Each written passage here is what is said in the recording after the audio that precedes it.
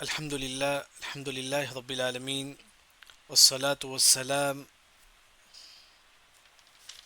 على أشرف الأنبياء والمرسلين وعلى آله وأصحابه أجمعين وعلى من تبعهم بإحسان إلى يوم الدين. عزیر علیہ السلام آئے.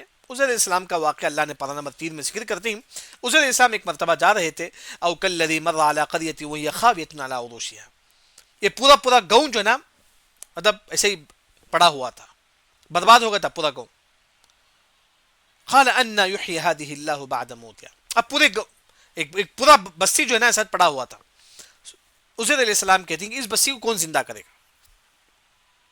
یہ پوری بستی جو مر گیا ہے, مطلب پورے بستی یہ ہو گیا ہے, کس نے زندہ کرے گا؟ پھر او کالذی قال ان یحیی هذه اللہ بعد موتها. اب کیونکہ یہ ڈاؤٹ تھا عزیر علیہ السلام کو, اللہ مرنے کے بعد دوبارہ کیسا زندہ کرے گا؟ اللہ نے اسی وقت موت دیتے ہیں. کسے؟ عزیر علیہ السلام کو اسی وقت موت دیتے ہیں. ان کے دماغ میں ڈاؤٹ تھا کیسے اللہ تعالیٰ دوبارہ زندہ کرے گا.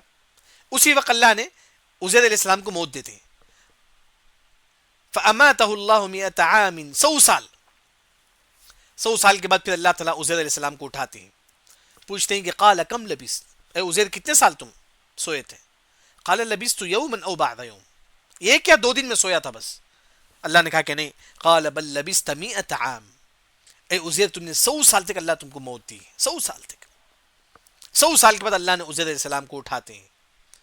اٹھانے کے بعد پھر عزیر علیہ السلام کا جو گھوڑا ہے وہ بھی سڑ گل جاتا ہے. پھر عزیر علیہ السلام دیکھتے رہتے ہیں اللہ جو ہے نا عزیر علیہ السلام کے جو ہے نا گھوڑے کو جو ہے نا دوبارہ اچھی طریقے سے جو ہے نا جو گدھا تھا اس کو دوبارہ اچھی طریقے سے جو ہے نا ہڈی لگتا ہے, پھر اس میں گوشت, اس طرح جو ہے نا ان کا جو گدھا ہے وہ بھی زندہ ہو جاتا ہے.